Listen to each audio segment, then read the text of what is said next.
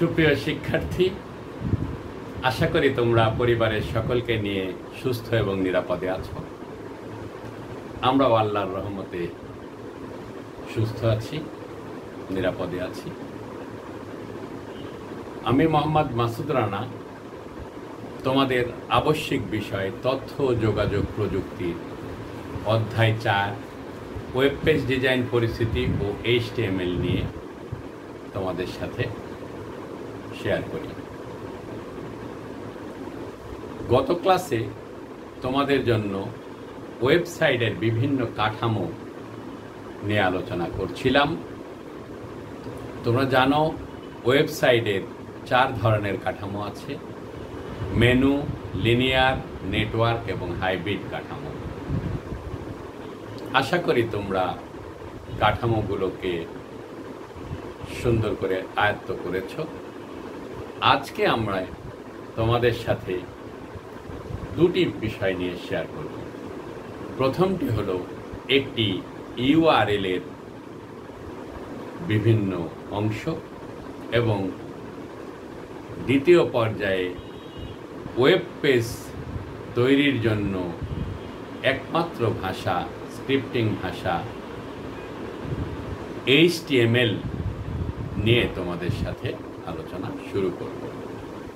তো প্রিয় শিক্ষার্থী, আজকে তাহলে আমাদের পাঠ্যক্রমে থাকছে একটি URL এবং URL এর বিভিন্ন অংশ। তোমাদের সাথে পূর্বেই শেয়ার করেছিলাম URL কি। URL হলো ইউনিফর্ম রিসোর্স লোকেটর এর সংক্ষিপ্ত রূপ।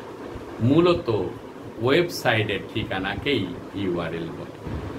তো প্রিয় শিক্ষার্থী, একটি ওয়েবসাইটের ঠিকানা এবং তার বিভিন্ন অংশ তোমাদের সাথে তুলে ধরছি।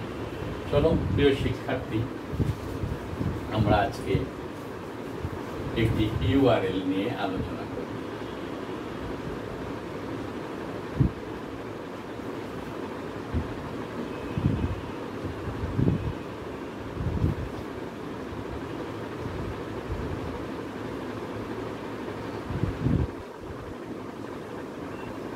ইউনিফর্ম রিসোর্স লোকেটর একটি URL তোমাদের সাথে যদি আমরা এখানে লিখি তাহলে তুমি দেখবে http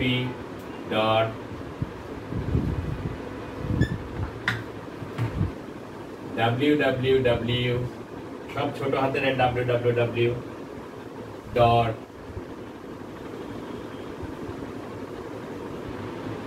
dhakaboard.gov.bd। প্রিয় শিক্ষার্থী, এটি একটি ওয়েবসাইটের ঠিকানা বা URL। তোমরা লক্ষ্য করছো, এটা একটি ওয়েবসাইটের ঠিকানা বা URL। মূলত ওয়েবসাইটের ঠিকানাই তো URL। তো আমরা একটি URL দেখছি যেটা ঢাকা বোর্ডের।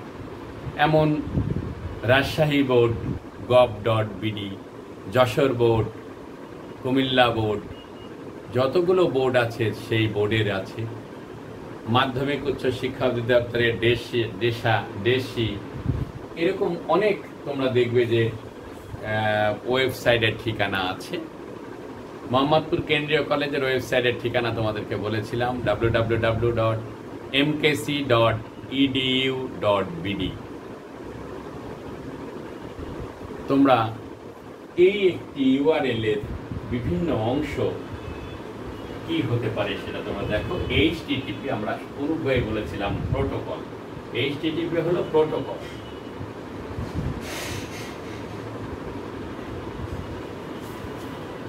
HTTP হলো প্রোটোকল।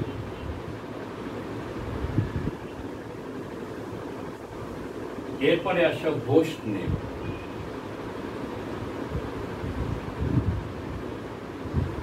www হলো host name. Dhaka board,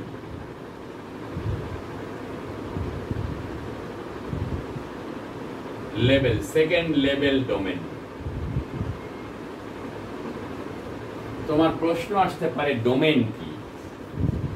Dhaka board mainly second level domain. এটাই মূলত ওয়েবসাইটের ঠিকানা এটাই অভিন্ন। ডোমেইন প্রতিটি ওয়েবসাইটের একটি সুনির্দিষ্ট অদ্বিতীয় নাম থাকে। প্রতিটি ওয়েবসাইটের সুনির্দিষ্ট এবং অদ্বিতীয় নাম থাকে। এই অদ্বিতীয় নামটাই হলো ডোমেইন নেম। এই ডোমেইন নেম হলো ঢাকা বোর্ডের সেকেন্ড লেভেল ডোমেইন। এবার আসো গভর্নমেন্ট টপ লেভেল ডোমেইন।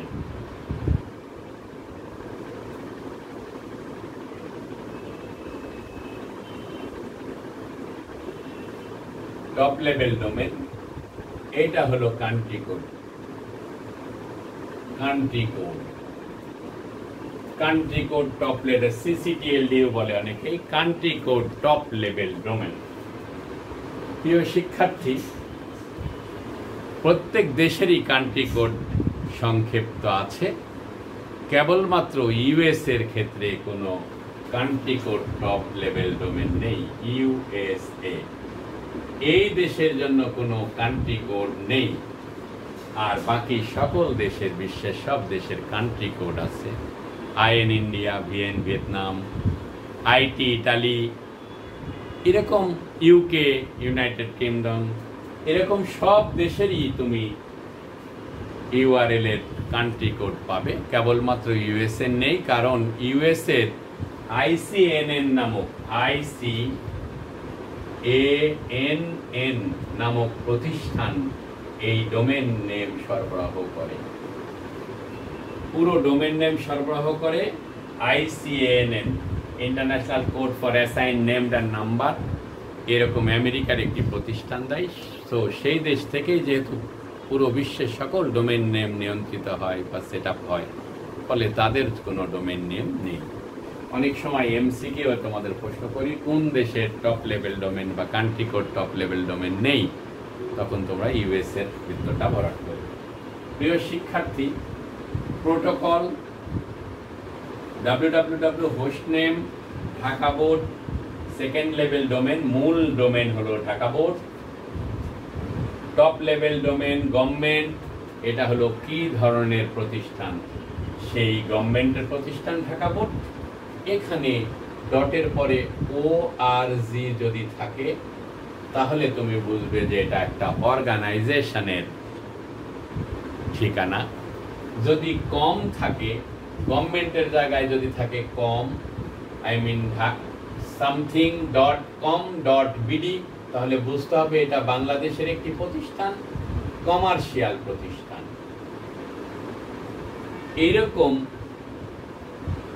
আরো আছে ইডিইউ এডুকেশনাল প্রতিষ্ঠান, এডুকেশনাল শিক্ষামূলক ওয়েবসাইটের ঠিকানাতে edu.bd, যেমন কেন্দ্রীয় কলেজ mkc.edu.bd।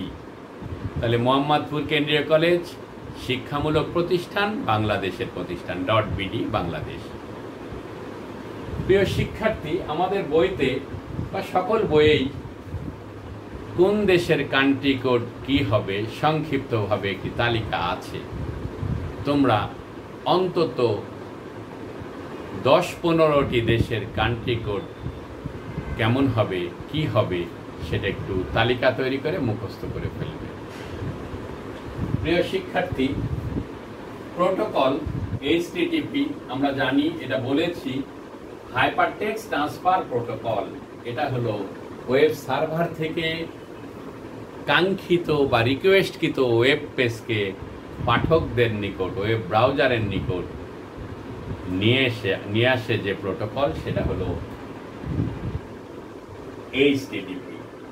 আমরা জানি www হচ্ছে মূলত ওয়েবসাইটের পাঠানোর জন্য যে মেইন ভূমিকা পালন করে হোস্ট নেম, অর্থাৎ wwwর আওতাতেই আমরা ওয়েব পেজগুলো ওয়েবসাইটে ছেড়ে দেই।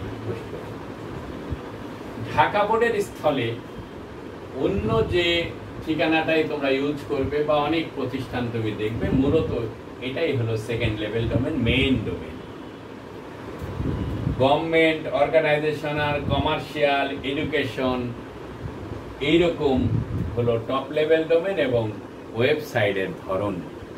ওই জায়গা থেকে আমরা দেখতে পাবো যে ওয়েবসাইটটি কেমন, শিক্ষামূলক নাকি কমার্শিয়াল নাকি অর্গানাইজেশন, এইরকম ধরনের আমরা বুঝতে পারব।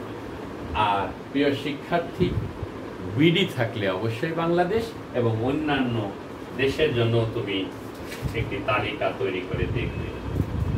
যেমন AU অস্ট্রেলিয়া, AU অস্ট্রেলিয়ার .au মানে অস্ট্রেলিয়া, IN পূর্বেই বলেছি, .in মানে ইন্ডিয়া, সব ছোট হাতে, BR মানে ব্রাজিল। প্রিয় শিক্ষার্থী, HK হংকং, FR.fr ফ্রান্স। প্রিয় শিক্ষার্থী, CN চায়না বা চীন। প্রিয় শিক্ষার্থী, এইরকম তোমরা আরো অনেক কান্ট্রি কোডের নাম শিখে ফেলবে এবং একটি ইউআরএল থেকেই বুঝতে পারবে কোন দেশের কোন ধরনের ওয়েবসাইট। প্রিয় শিক্ষার্থী, আমাদের পাঠ্যক্রমের প্রথম অংশটি আমরা শেষ করতে যাচ্ছি। পূর্বে দুটো বিষয় তোমাদের সাথে আলোচনা করেছিলাম। একটা হলো ডোমেন নেম অদ্বিতীয়, কারণ প্রতিটি ওয়েবসাইটে সুনির্দিষ্ট একটি ঠিকানা থাকে, তাকে বলা হয় ডোমেন নেম। এবং যেহেতু আমেরিকার একটি প্রতিষ্ঠানই সারা দেশে ডোমেন নেম সরবরাহ করে, তাই ডোমেন নেম অদ্বিতীয়। আরেকটি কথা তোমাদেরকে বলেছিলাম, ওয়েব ব্রাউজার। আমরা যারা ওয়েব ব্রাউজ করি, আমরা যারা ইন্টারনেটে ওয়েব সার্চ করি, তার জন্য কিছু সার্চ ইঞ্জিন থাকে, যেমন Google dot com, Safari, Opera mini, internet explorer, Mozilla Firefox আমরা বেশি ব্যবহার করি। এগুলো হলো কতগুলো সার্চ ইঞ্জিন বা ওয়েব ব্রাউজার। আর ওয়েবসাইটগুলো যেখানে সঞ্চিত থাকে তাকে বলে ওয়েব সার্ভার। আমরা পূর্বে বলেছি আইএসপি, ইন্টারনেট সার্ভিস প্রোভাইডার কোম্পানিগুলো ওয়েব সার্ভার সেট আপ করে।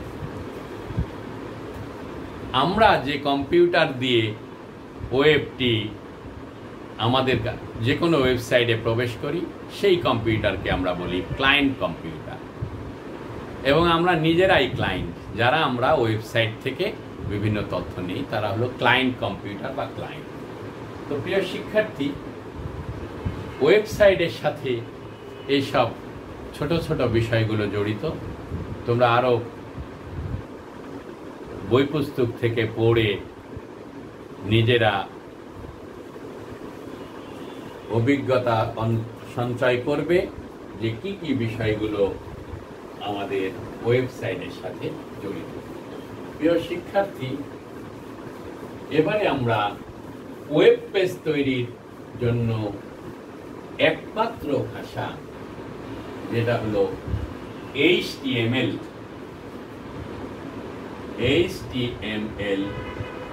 নিয়ে আলোচনা শুরু করব। এই HTML আমরা এখন থেকে শুরু করব এবং বিভিন্ন HTML দ্বারা বিভিন্ন কোড লিখে ওয়েব পেজ ডিজাইন করব। চলো প্রিয় শিক্ষার্থী, HTML কি? HTML হলো hypertext markup language. Hypertext markup language, এটা হলো ওয়েব পেজ তৈরির একমাত্র ভাষা। এটা কোনো প্রোগ্রাম না, এটা প্রোগ্রামিং টুলস বা ওয়েব পেজ তৈরির জন্য স্ক্রিপ্টিং ভাষা, আমরা বলি মার্কআপ ল্যাঙ্গুয়েজ। এই HTML জেনেভার সার্নে কাজ করার সময় টিম বার্নার্স-লি আবিষ্কার করেন।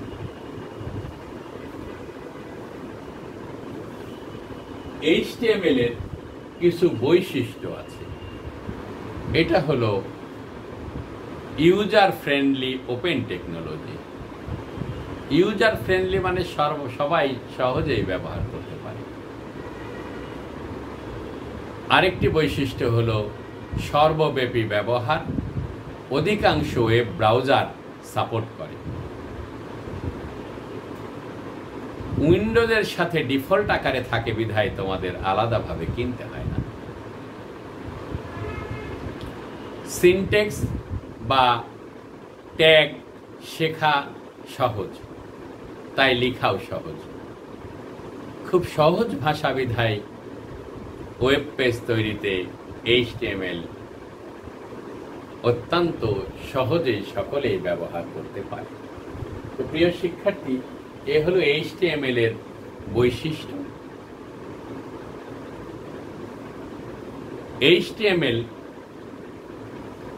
বর্তমানে 5 এর উপরে ভার্সন চালু আছে। 1995 সাল 97 সালে ভার্সন 2 দিয়ে শুরু হয়, পরে 3.2, বর্তমানে আরো আপডেট চালু আছে। প্রিয় শিক্ষার্থী, HTML এর জন্য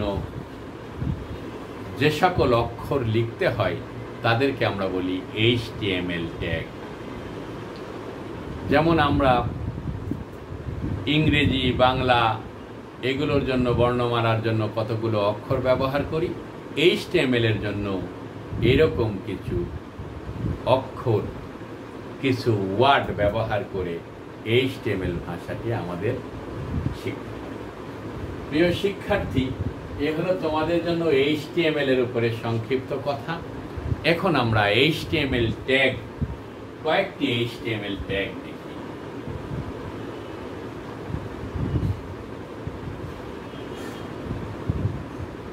ট্যাগ অর্থাৎ ছোট্ট অক্ষর, ছোট্ট একটা ইনস্ট্রাকশন, এটা ট্যাগ।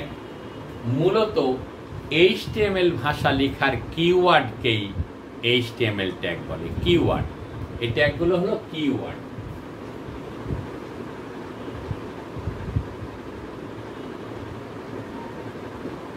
মূলত কিওয়ার্ড হলো HTML লেখা ভাষার ট্যাগ।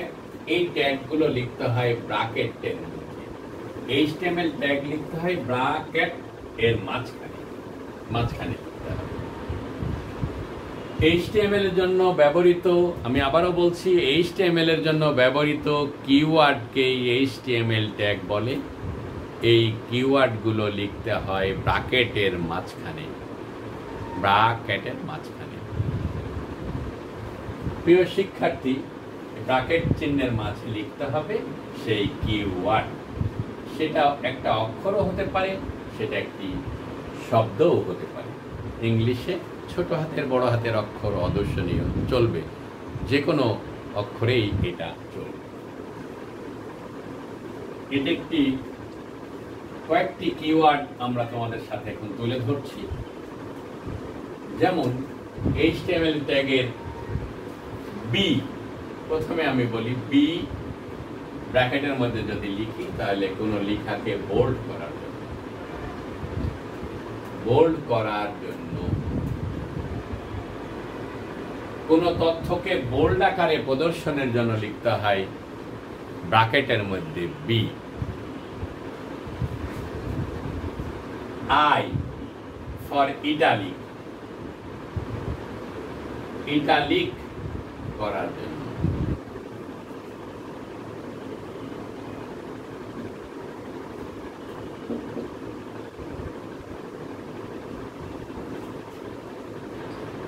কোন লেখাকে আমরা যদি আন্ডারলাইন করতে চাই তাহলে ইউ, আন্ডারলাইন করার জন্য।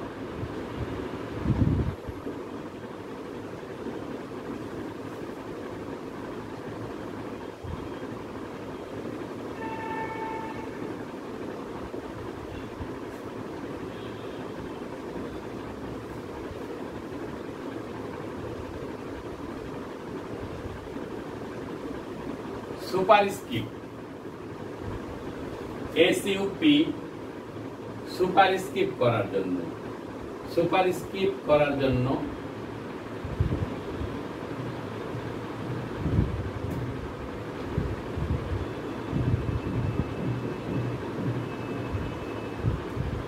SUB, সাব, ব্র্যাকেটের মধ্যে যদি তুমি লিখো তাহলে সাবস্ক্রিপ্ট করার জন্য।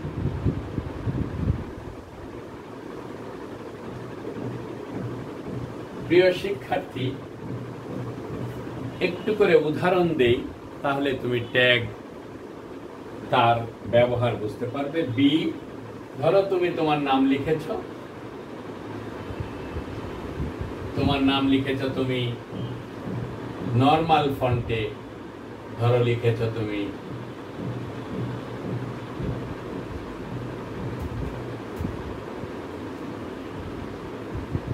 ঢাকা বা এমকেসি, আমাদের কলেজের উদাহরণ দিই, এমকেসি, পূর্বে যদি তুমি বি দিয়ে দাও আর শেষে যদি তুমি আবার একটি ব্র্যাকেটে বি দিয়ে দাও, অর্থাৎ এটাকে বলা হয় ক্লোজিং ট্যাগ, এটাকে বলে ওপেনিং ট্যাগ। ওপেনিং ট্যাগ এবং ক্লোজিং ট্যাগের মাঝে যদি তুমি এমকেসি লিখো, তাহলে এমকেসিটা গাঢ়, ফন্ট একই সমান থাকবে, তবে সেটা বোল্ড হয়ে মোটা হয়ে তোমার কাছে প্রদর্শিত করবে।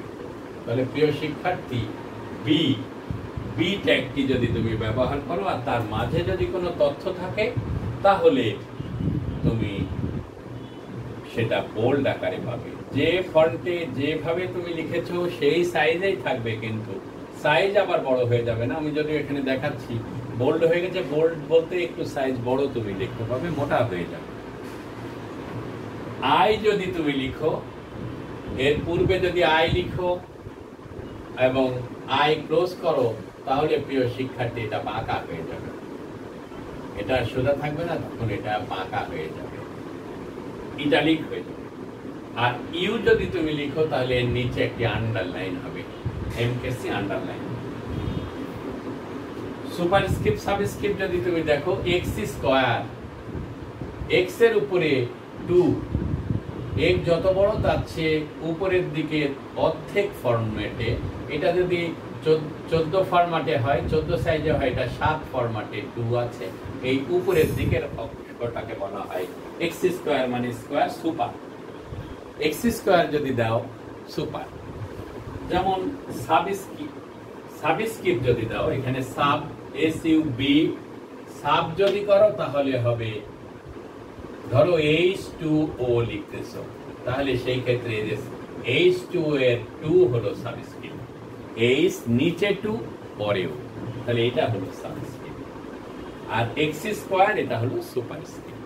তাহলে কোনো ইকুয়েশন লিখতেও যদি তুমি HTML এর কোড ব্যবহার করো, সুপার, সাব। প্রিয় শিক্ষার্থী, আমি তোমাদের জন্য এখন একটি কাজ দেব, সেটা হলো তোমরা এরকম 25টি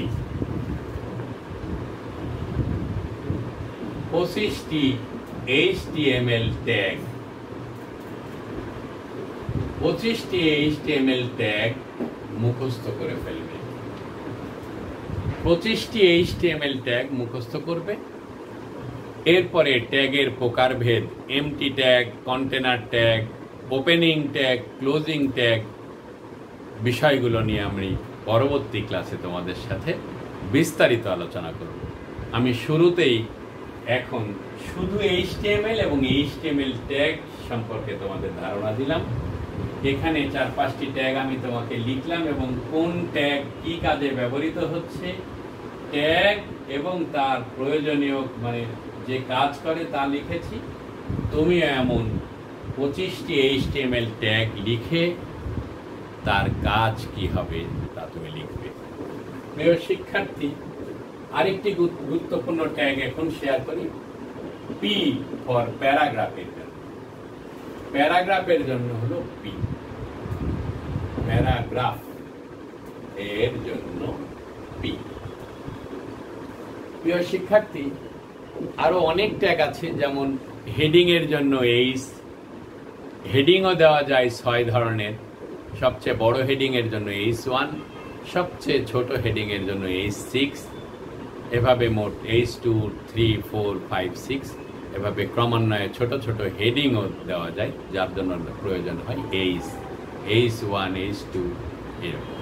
প্রিয় শিক্ষার্থী, আজকে তোমাদের জন্য আর ক্লাসটি দীর্ঘায়িত করতে চাচ্ছি না, কারণ তোমরা HTML এর ট্যাগ এবং একটি URL এর গঠনটি কেমন হবে এটা বই থেকে লিখে নোট করবে এবং আমার সাথে শেয়ার করবে। কোথাও কোনো বুঝতে অসুবিধা হইলে আমাকে অবশ্যই জানাবে। তো ভালো থাকো, আজকের মতো এ পর্যন্তই। নেক্সট ক্লাসে আমরা আবার HTML এর ট্যাগ এবং ট্যাগের প্রকারভেদ নিয়ে তোমাদের সাথে আলোচনা করব। আল্লাহ হাফেজ।